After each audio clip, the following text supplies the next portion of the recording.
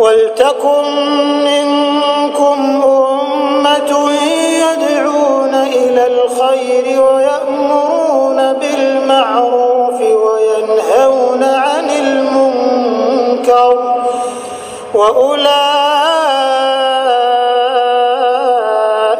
هُمُ الْمُفْلِحُونَ. وَيَوْمَ يَحْشُرُهُمْ كَأَنْ لَمْ يَلْبَثُوا إِلَّا سَاعَةً مِنَ النَّهَارِ يَتَعَارَفُونَ بَيْنَهُمْ. Mereka ketika dibangkitkan nanti akan kenal siapa di sebelahnya, di barzakhnya itu. Tapi ketika dibangkitkan, bila sudah mula nampak dahsyatnya hari kiamat, tak ada orang bercakap satu dengan yang lain, hatta dengan sebelahnya. Mungkin best friendnya pun di sebelah, tak akan mampu untuk bercakap, terpegun dengan dahsyatnya hari kiamat nanti.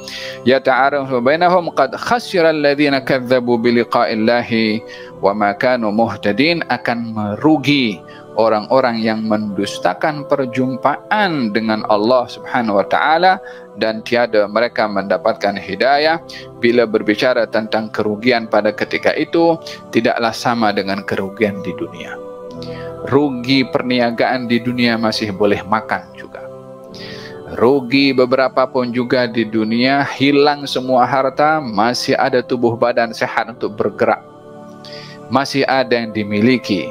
Namun bila orang rugi di akhirat, tiada apa yang boleh untuk dibanggakan atau dimanfaatkan melainkan penyesalan, sehingga digambarkan oleh Allah, yauma ya'addul zalimu ala yadayhi, di hari di mana orang itu menyesal menggigit jarinya, yakni tangannya digigit sampai kalau habis jari jemari ini pindah ke sebelahnya, yakni ini baru menyesalnya, belum lagi adab waliyadu billah.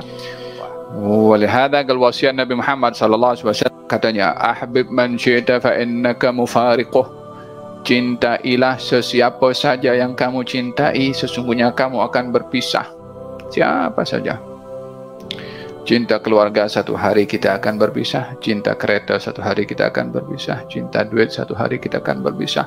Hakikat yang tiada siapa mengingkarinya, kecuali orang yang tipu dirinya sendiri. Macam itu, siapa nama dua sahabat, yang satu punya kekayaan luar biasa tu kan, dalam surat Al-Kahfi. Dia tengok kebun kormanya, kebun anggurnya, tanamannya begitu banyak, berbuah. Dah kira, dia kalkulat dalam otaknya, berapa aku dapat daripada semua ini. Katanya, qala ma'adhunna tabida hadhihi abada. Aku rasa tak akan tak akan binasa lah ini.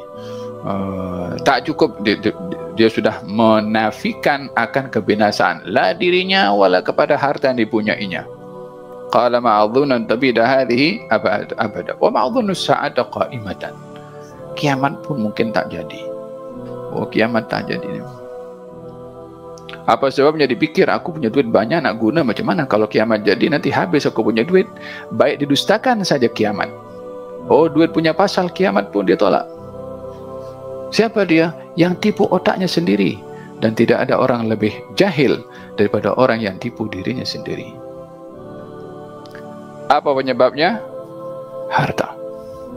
Mari kita sama-sama selalu follow dan juga tentu lakukan pada semua channel-channel dakwah yang baik yang menyebarkan agama Allah Subhanahu wa taala, karena hak itu, kebenaran, bila dijunjung tinggi dan dipertahankan, tentu batil akan hilang.